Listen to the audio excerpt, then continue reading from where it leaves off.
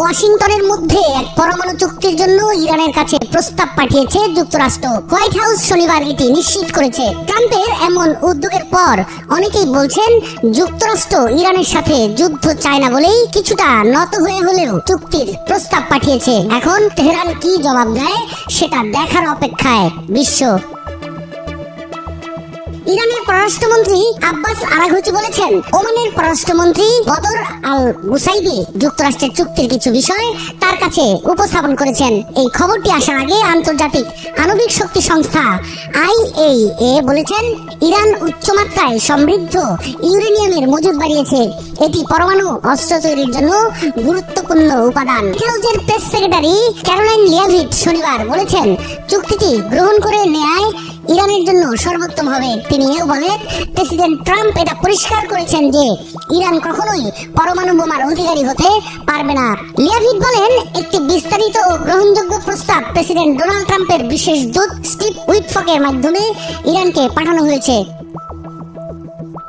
নীতি, জাতীয় স্বার্থ ও ইরানের জনগণের অধিকারের সাথে সঙ্গতি রেখে যুক্তরাষ্ট্রের প্রস্তাবের যথাযথ জবাব দেওয়া হবে, আরাঘচি লিখেছেন সামাজিক মাধ্যম এক্সে। চুক্তিটির বিস্তারিত এখনো পরিষ্কার করা হয়নি, তবে এই প্রস্তাবটি এসেছে IAEA এর রিপোর্টের পর। রিপোর্টটি নিয়ে বিবিসি একটি প্রতিবেদনও প্রকাশ করেছে। এতে বলা হয়েছে, ইরানের হাতে 60% মাত্রার 400 কেজি ইউরেনিয়াম মজুদ আছে। এটি পরমাণু অস্ত্রের জন্য দরকারি 90% মাত্রার কাছেই। তবে এটি পারমাণবিক বিদ্যুৎ ও গবেষণা কাজে ব্যবহারের জন্য দরকারি মাত্রার চেয়ে অনেক বেশি। এছাড়া আরো পরিশোধন করলে 10টি পরমাণু অস্ত্রের জন্য এটা যথেষ্ট। এর মাধ্যমে পরমাণু অস্ত্র নেই এমন দেশগুলোর মধ্যে একমাত্র ইরানেই এই মাত্রার ইউরেনিয়াম আছে। ওই রিপোর্টের কারণে যুক্তরাষ্ট্র, ব্রিটেন, ফ্রান্স ও জার্মানির IAEA বোর্ড অব গভর্নেন্সকে ইরান অস্ত্র বিস্তার রোধের বাধ্যবাধকতা লঙ্ঘন করলো কিনা তা পর্যালোচনার জন্য চাপ দেওয়ার পথ তৈরি হয়েছে।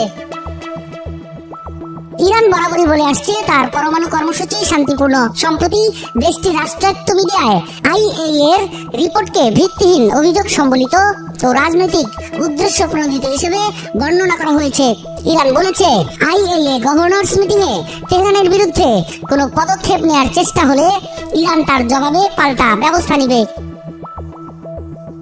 যুক্তরাষ্ট্র দীর্ঘদিন ধরেই ইরানের পরমাণু সক্ষমতা সীমিত করতে চাইছে। গত এপ্রিল থেকে ওমানের মধ্যস্থতায় দুই দেশের মধ্যে আলোচনা শুরু হয়েছে। দুপক্ষই আলোচনার বিষয়ে আশাবাদী হলেও কিছু গুরুত্বপূর্ণ বিষয়ে প্রকট মতভিন্নতা আছে। এর মধ্যে একটি হলো ইরান ভবিষ্যৎ সমঝোতার আলোকে সমৃদ্ধকরণ চালিয়ে যেতে পারবে কিনা। তেহরান ও ওয়াশিংটনের মধ্যে আলোচনা সত্ত্বেও ইরান পরমাণু সমৃদ্ধকরণ কর্মসূচির গতি শ্লথ করেছে বলে কোনো ইঙ্গিত পাওয়া যায়নি।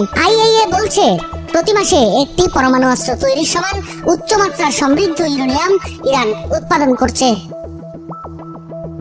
যুক্তরাষ্ট্রের কর্মকর্তাদের ধারণা, ইরান পরমাণু অস্ত্র তৈরির সিদ্ধান্ত নিলে কয়েক মাসের মধ্যে তারা একটি পরমাণু বোমা তৈরি করতে পারবে। ইরান এই ধরনের চেষ্টার অভিযোগ প্রত্যাখ্যান করে আসছে। তবে IAEA এর সিনিয়র পরিদর্শকদের ইরান পরিদর্শনের সুযোগ দেয়নি, এমনকি তারা দীর্ঘদিন ধরে থাকা কিছু প্রশ্নের জবাব দেয়নি। এর আগে ইরানের সঙ্গে 6 বিশ্বশক্তির করা পরমাণু চুক্তি থেকে 2018 সালে যুক্তরাষ্ট্রকে প্রত্যাহার করে নিয়েছিল ট্রাম্প। এখন তিনি নতুন চুক্তি চাইছেন। Joint comprehensive plan of action JCPO, যা সংক্ষেপে ইরান পরমাণু চুক্তি নামে পরিচিত। এতে ইরান, যুক্তরাষ্ট্র, চীন, ফ্রান্স, রাশিয়া, জার্মানি ও যুক্তরাজ্য স্বাক্ষর করেছিল। ওই চুক্তিতে ইরানের পরমাণু কর্মসূচি সীমিত ও মনিটর করার কথা বলা হয়েছিল, যার বিনিময়ে ইরানের উপর থেকে নিষেধাজ্ঞা তুলে নেওয়ার কথা ছিল। কিন্তু ডোনাল্ড ট্রাম্প এটিকে খারাপ চুক্তি হিসেবে অভিহিত করে যুক্তরাষ্ট্রকে প্রত্যাহার করে নেয়। তার মতে ওই চুক্তিতে ইরানের ব্যালিস্টিক ক্ষেপণাস্ত্র কর্মসূচি অন্তর্ভুক্ত করা হয়নি।